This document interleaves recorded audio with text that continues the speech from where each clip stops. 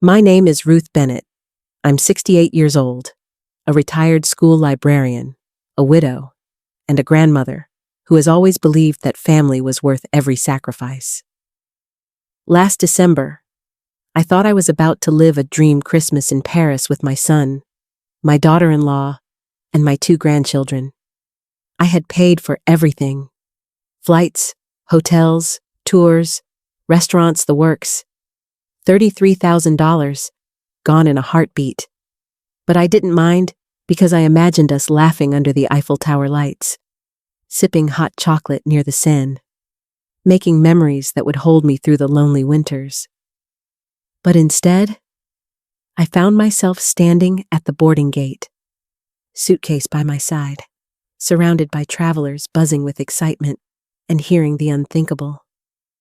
My daughter-in-law smiled at me with a sweetness that felt rehearsed, and in that moment, I realized I had no ticket, not a mistake, not a glitch. There had never been a seat for me. My son avoided my eyes. My grandchildren shifted uncomfortably, and me, I felt the world tilt under my feet. The old me would have begged, cried, maybe even paid more money on the spot to fix what must have been a mix-up. But that morning, I felt something shift deep inside. I didn't collapse. I didn't plead. I chose something else entirely. And that decision made at an airport gate changed the course of my family forever. Because what happened next wasn't a reaction. It was a response. And sometimes, that makes all the difference. After my husband passed, the house in Portland grew quieter than I could have ever imagined. Mornings at 7:15 felt endless, just me, my cup of tea, and the echo of memories from 35 years of marriage. I tried to fill the silence with small routines: gardening, library volunteering, phone calls with old friends. But nothing filled the ache of being left out of the busy lives of the people I loved most. So when my son Daniel suggested we plan a family trip, I lit up like a child. He painted such a vivid picture: Paris at Christmas, Ava and Noah wide-eyed under the holiday lights, Kelly finally seeing the Eiffel Tower she'd always talked about. He spoke with the same boyish charm that once earned him extra cookies after dinner, and I wanted so badly to believe him. In truth, I never even thought about the money. Insurance sales covered Daniel's bills, but I knew a trip like this wasn't realistic for him. And Kelly worked part-time at a boutique. A vacation of this size could never happen unless someone else stepped in. And that someone was me.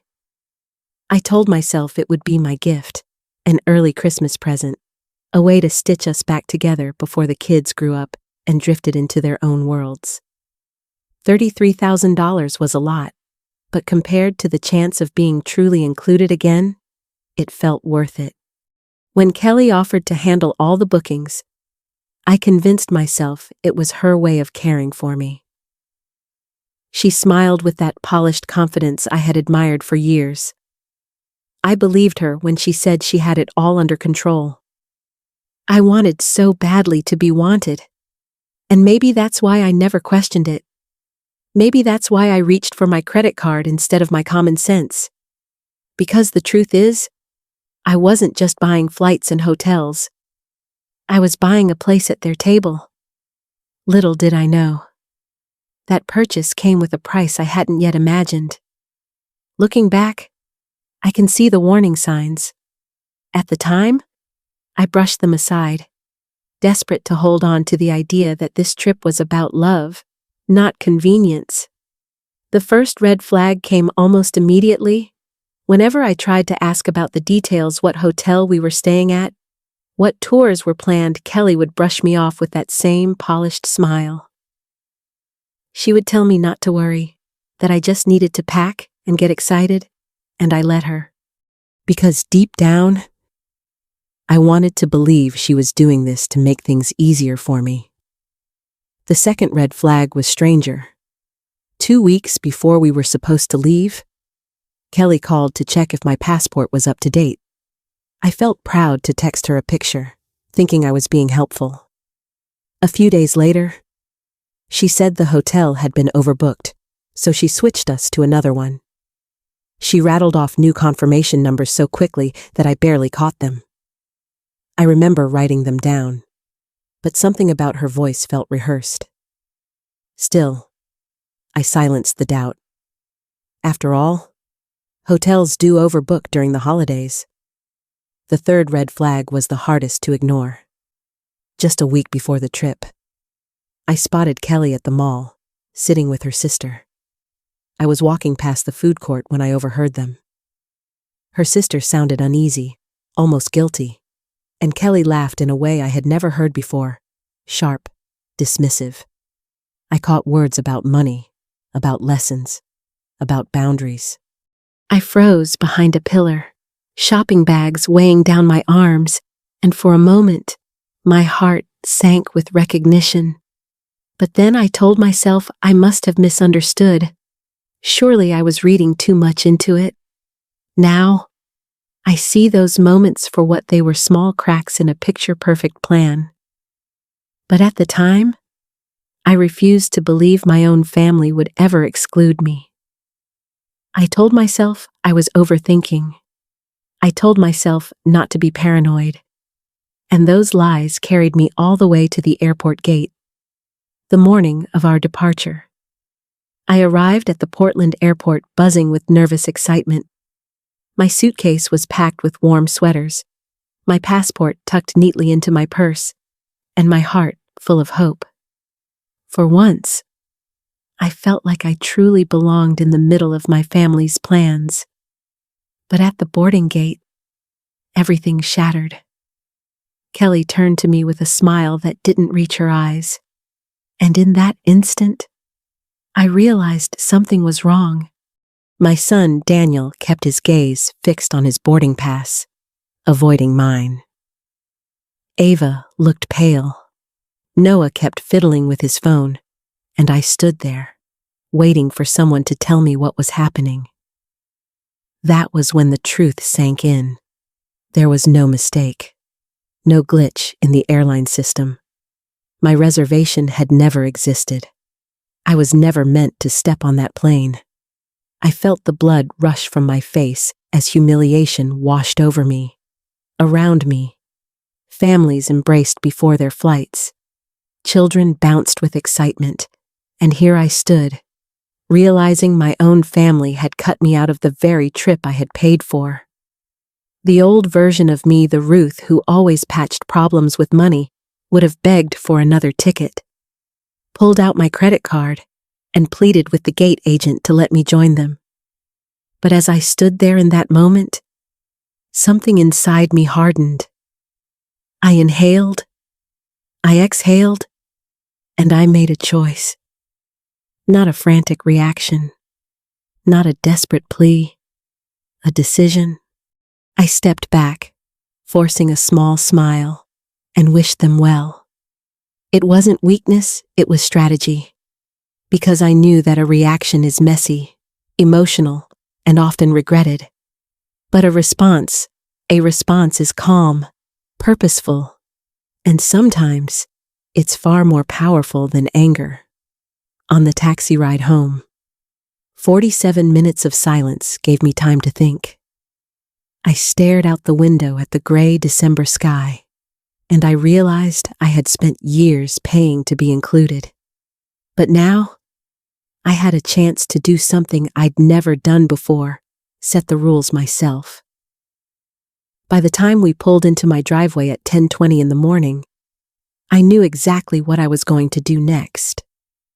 When I stepped back into my house that morning, I didn't collapse into tears the way the old me might have.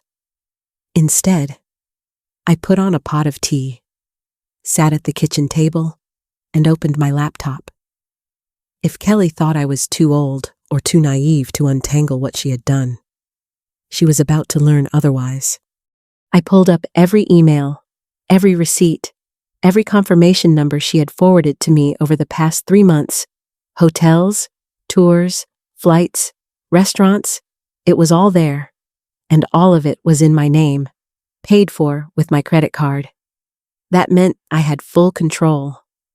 The first call I made was to the hotel in Paris.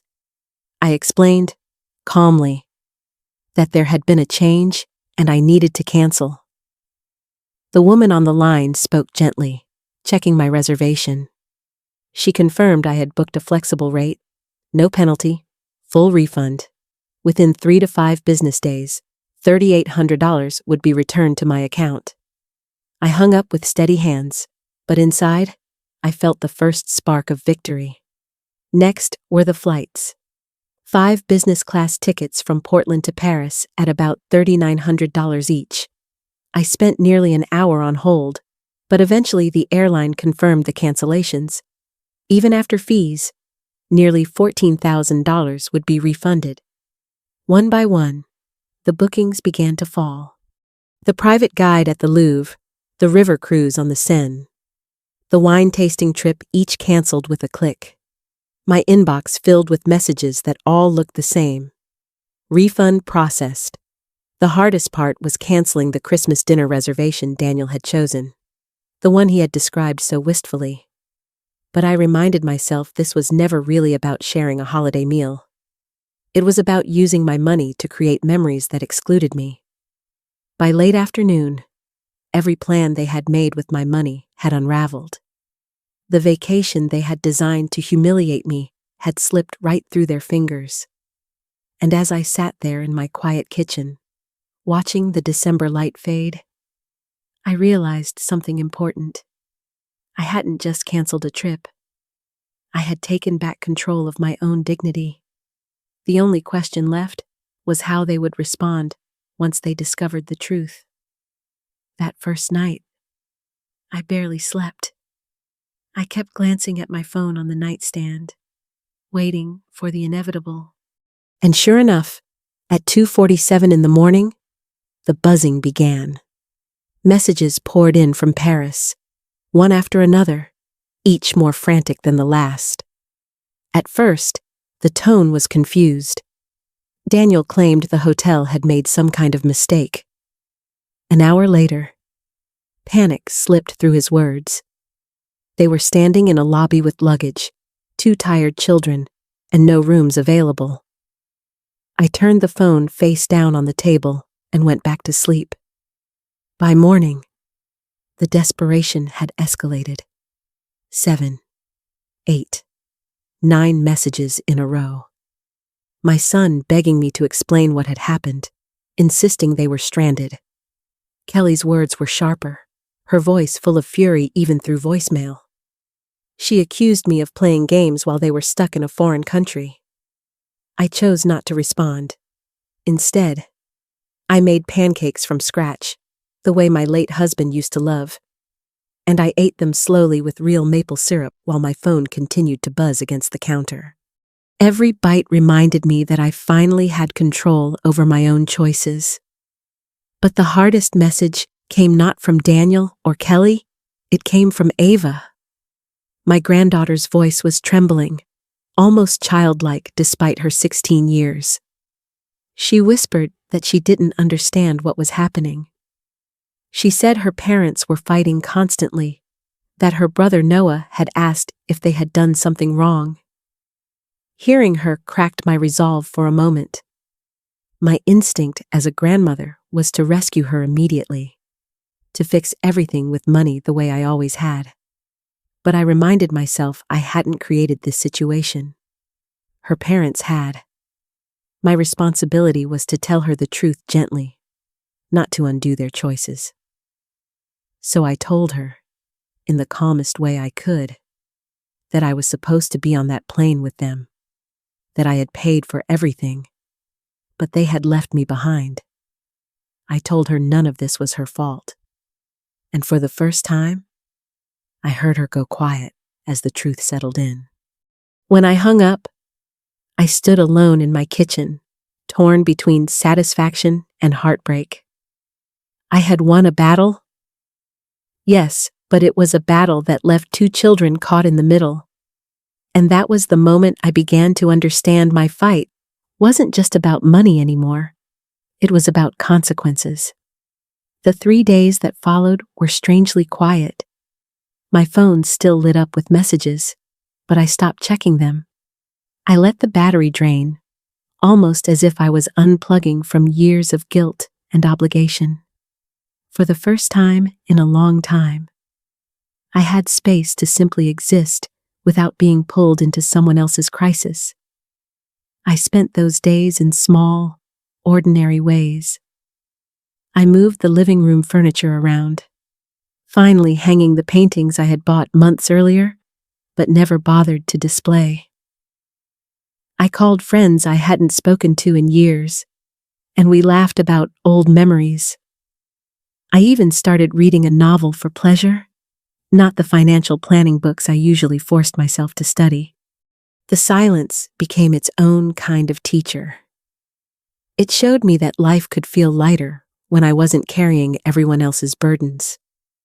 It reminded me that I had interests, friendships, and joy outside of constantly being the family's safety net. Still, underneath the calm, I wondered what was happening overseas.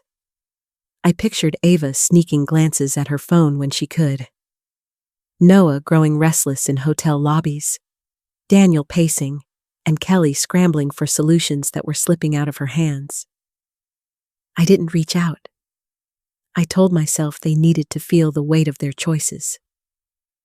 Then, just when I had started to settle into the quiet, the phone rang again. This time, it wasn't them.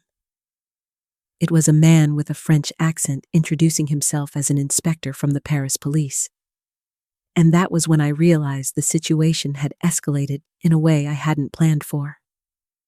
When I picked up the phone and heard the man's French accent, my heart dropped. For a split second, I thought of hospitals, ambulances, maybe even worse. But he quickly explained that my family wasn't hurt, they were in custody. The hotel where they had been staying called the police after Daniel and Kelly tried to leave without paying the bill. About 2,000 euros, he said.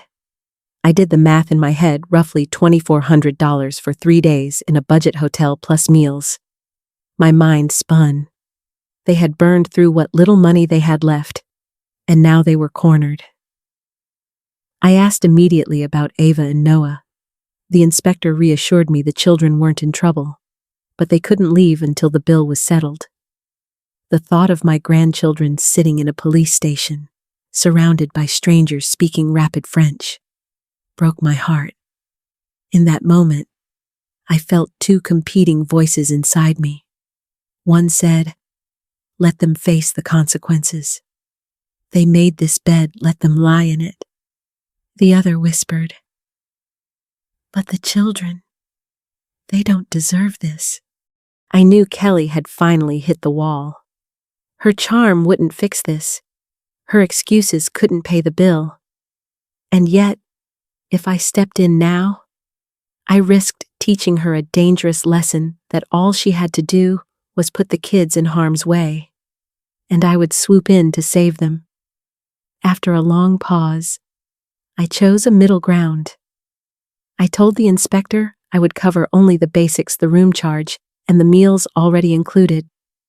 Nothing extra, not 1 penny more. It wasn't about rescuing Daniel and Kelly. It was about sparing Ava and Noah from spending Christmas in a police station or a government facility. When I hung up, my hands trembled. I had acted out of love for my grandchildren, but I also knew I had revealed my weak spot. Kelly had just been handed a blueprint for future manipulation, and that realization unsettled me more than the call itself.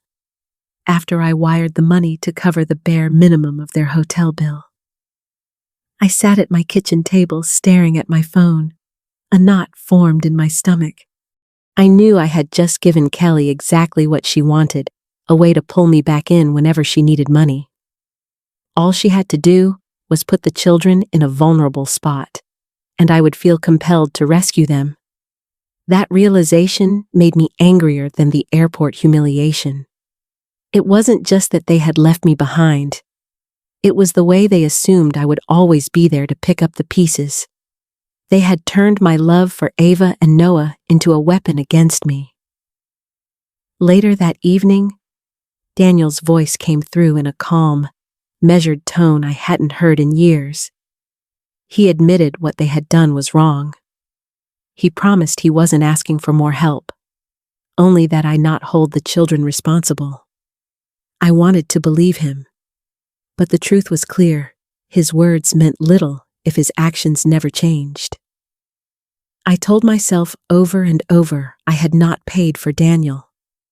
I had not paid for Kelly. I had paid for two frightened teenagers who deserved better than to spend Christmas Eve in a holding room. That distinction mattered, but it didn't erase the damage. When I hung up, I opened my notebook, the same one where I tracked bills and birthdays, and I wrote a line across the page in bold ink: "No more guilt money." And as I closed that book, I knew the time had come to face something bigger than a ruined vacation. This wasn't just about Paris anymore. It was about years of being financially drained, emotionally manipulated, and treated like a resource instead of a person. The cracks in our family had always been there. Paris just split them wide open. When they finally returned home on Christmas Eve, I didn't rush to greet them. I spent the holiday alone by choice. It was the first Christmas I hadn't tried to force family togetherness with gifts or money. And in that silence, I felt a strange mix of grief and relief. The day after, Ava showed up at my doorstep. Her eyes were red, her voice tired, and she asked if she could come inside without her parents. I welcomed her in, and she broke down almost immediately. Through tears, she admitted she had seen the bank statements.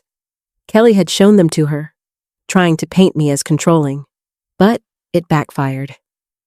Ava had added up the numbers herself, $47,000 in just the past year. Mortgage payments, car loans, school fees, groceries, vacations, line after line, proof that I had been keeping their household afloat while convincing myself I was helping. Hearing her say those numbers out loud shook me. I had known, of course, but seeing it through my granddaughter's eyes made it undeniable. She told me she and Noah never realized how dependent their parents had become. They thought their dad had simply been doing well at work.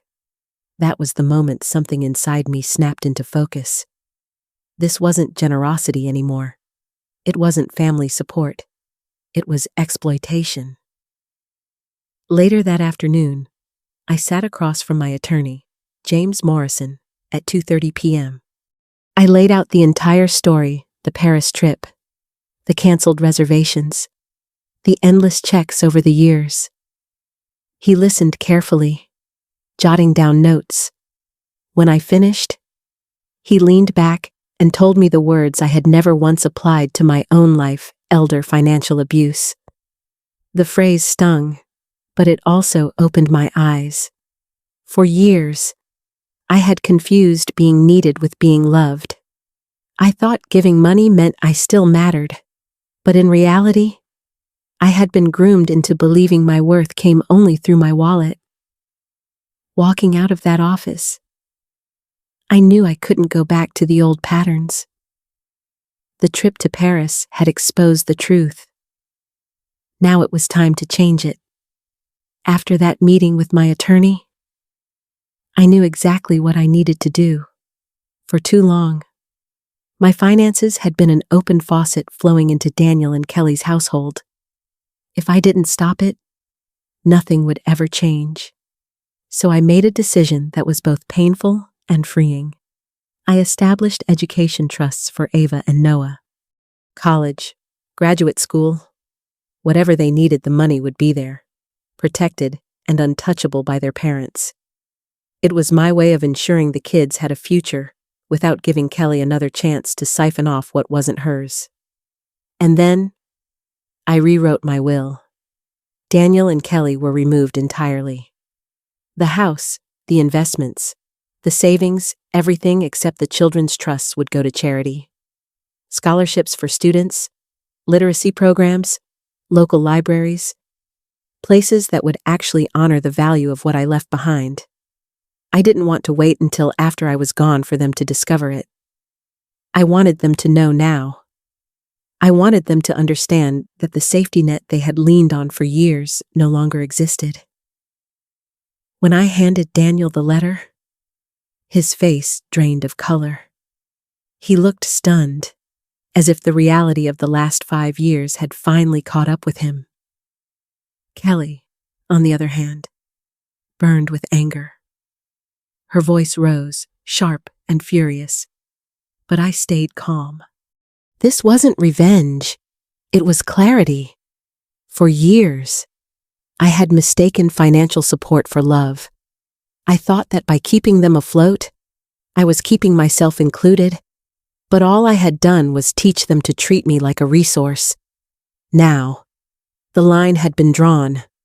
My assets would no longer buy me a place in their lives, and for the first time in years, I felt a sense of peace knowing my future, and my legacy was finally in my hands. Not long after I changed my will, Kelly tried one last time to twist the knife. She drove Ava to my house, but instead of letting her come inside peacefully, she lingered in the driveway, insisting we talk. She shouted across the yard, blaming me for everything, as if my choice to finally set boundaries had destroyed the family. I remember standing on the porch, feeling the winter air sting my cheeks. For years, I would have folded under that kind of confrontation. I would have apologized, pulled out my checkbook, tried to smooth it over, but not this time. Kelly demanded that Ava get back in the car, but Ava hesitated, and in that hesitation, I saw the shift. My granddaughter wasn't fooled anymore. She chose to walk toward me, not back to her mother. Kelly's last weapon had always been the children dangling them in front of me, threatening to cut me off from them whenever I resisted. But as Ava stepped into my arms, I realized that power was gone. The truth had revealed itself. And once a child sees clearly, you can't force them back into blindness. Kelly drove off angry, tires screeching against the pavement, but I didn't chase after her. I closed the door behind us and made Ava hot chocolate in the kitchen. She sat at my table, still trembling from the fight outside, and whispered that the arguments at home hadn't stopped. I listened, held her hand, and reminded myself of the promise I had made: no more enabling, no more guilt money, no more being held hostage by manipulation. The showdown was over. The balance had shifted, and for the first time, I knew I could never be forced back into silence again. 6 months later, I sat in my garden on a warm June morning, coffee steaming in my hands, the roses just beginning to bloom. For years, I had poured myself into everyone else's lives. But in that moment, I felt what it was like to live for myself again. A letter from Ava lay on the table beside me. She had been accepted into her first choice college, and thanks to the Education Trust, her tuition was fully covered. She wrote about her excitement, her plans, and how grateful she was that I believed in her future. Noah called me every week to tell me about his soccer games, his art projects, and the little milestones of teenage life. He still laughed the same way he did as a boy, and every call reminded me that love could exist without financial strings attached. My relationship with Daniel had shifted too. We spoke politely now, but with distance. He had stopped asking for help, maybe because he knew the answer would always be no. And Kelly. We didn't speak at all. Oddly enough, the silence felt like a gift. I realized something important as I watched the light shift through the trees that morning. Real love never comes with invoices. The people who truly want you in their lives will welcome you with or without your wallet. Everyone else is just sending you bills for a place you never owed them. For the first time in years, I felt free. And if you've ever struggled with giving too much of your money, your time, your energy, I hope my story reminds you that it's never too late to draw the line. Thank you for listening to my journey. If my story touched you, I'd love for you to like this video, share it with someone who might need it, and leave a comment about your own experiences. Your story matters too.